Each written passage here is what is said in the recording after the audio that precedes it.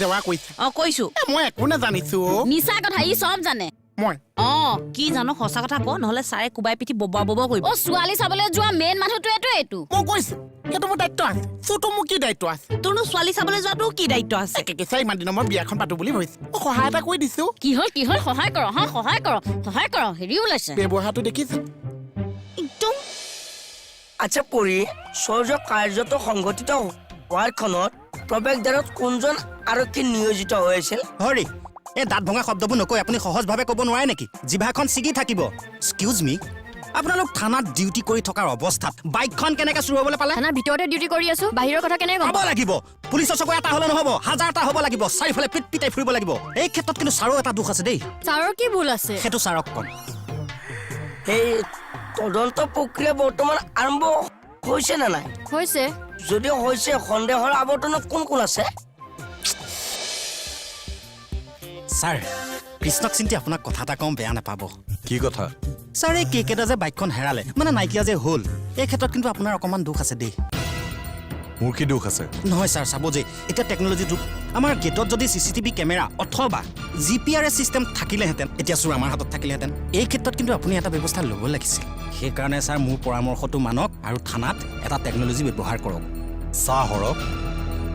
মোক তহঁতে কি বুলি ভাবিছ মৰম কৰোঁ কাৰণে তহঁতে যিকোনো কথা কৈ মোৰ ধৈৰ্য পৰীক্ষা ল'বি নেকি নহয় মানে ছাৰ একচুৱেলি মই ওলা মোৰ মূৰটো গৰম হোৱাৰ আগতে মোৰ ৰুমৰ পৰা ওলা টেকন'লজিৰ জ্ঞান দিব আহে এতিয়া তললৈ মূৰ কৰি থাকিব নালাগে সঁচা কথা কওক বাইকখন কিয় চুৰ কৰিলে অভদ্ৰ মানুহৰ নিচিনাকে কথা নকব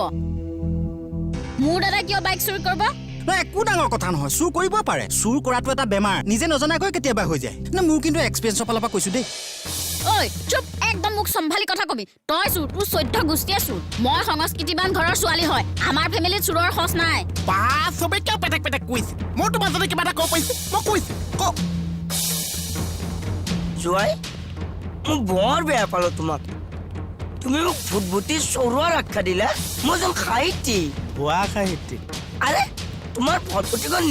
নি মই কি কৰিম ননচেন্স বাইকখন নি পেলাই কি কৰে মানুহে চলাব আকৌ মই সেইখন জানো ঢুকি পাম ঠেলিবতো পাৰিব চিকতা আজি নিজে চাপ বুলি মানি লৈছে ভাব মই বৰ দুখ পাইছো ভাৰপ্ৰাপ্ত বিষয়া মহাশয়ক কথাটো অৱগত কৰোঁ